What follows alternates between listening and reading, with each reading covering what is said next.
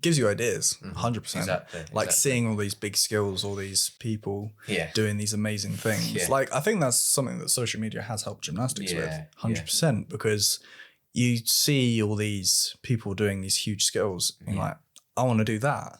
And it's something that you hadn't even imagined. It's something you hadn't imagined, and it's something that you might actually be really good at. Yeah. And you would never have known before you'd seen it, because you would never have tried it, because you would never. And you're just like used to.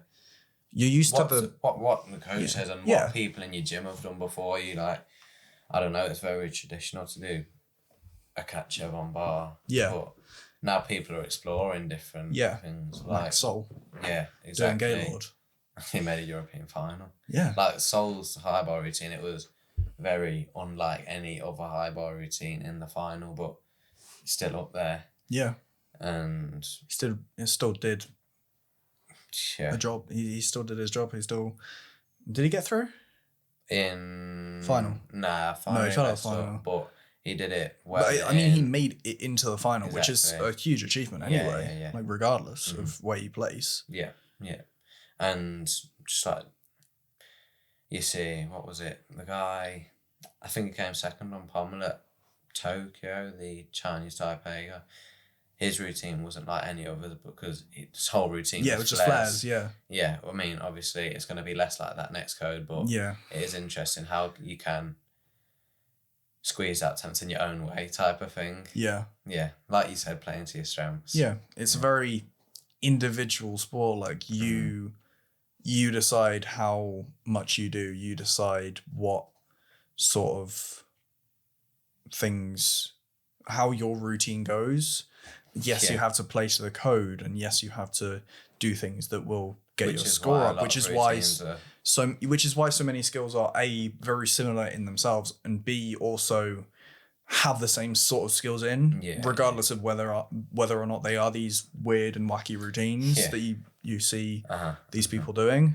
Like, they have the same sort of base, which is, I think, what a lot of people start with, and then they build around that. Because you have to also think that it is sort of like, there is a reason that people do these skills, because it's an average person, an average gymnast, I should say. We're not average people. An average gymnast will be able to do these skills well and clean. So basically all of them do. Some won't.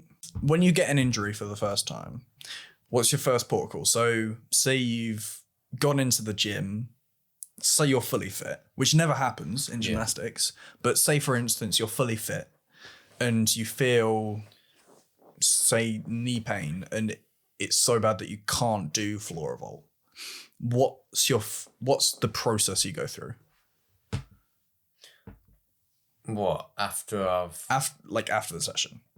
Or even during the session, if you do anything for it, which I doubt you do. Because you sort of just power through most of the time. First thing is to always go to a physio, I would say, but what are you talking about, my emotions or? Yeah, like all of it, like mentally, physically. What sort of things do you try and do? Do you just try and work around it? Do you try and like build back slowly, like despite what the physio says? Do you always go like physio's word is law, that sort of thing? I think I don't know. I feel like it's different for different injuries. Like, if it's a break, it's different because, I mean, you can't do anything because you've been to the hospital and you're in a cast. Yeah, no. But my mindset is kind of different when it comes to a break, because it's kind of like, it's annoying, but I know if I just give it the rest that it kind of, I know it needs, then I know I'll be back to where I need to be eventually.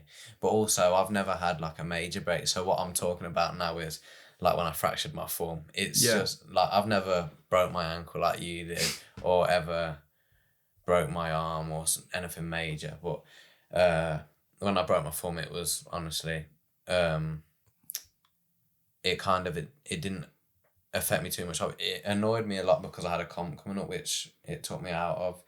But in terms of like worry about the injury, it was different. But The main injury I've had is my back, which has just been like kind of an ongoing thing. And when I had it the first time, I don't know, it wasn't too bad. Like I had the rest and it was fine. But second time round, it was a bit worse, and I was completely out of the gym, which kind of, at first, my motivation was gone, but I noticed the more time I had out of the gym, it was like, because when you're in the gym, sometimes you struggle and you're just like, this is a real challenge. I need a break when you're out of the gym.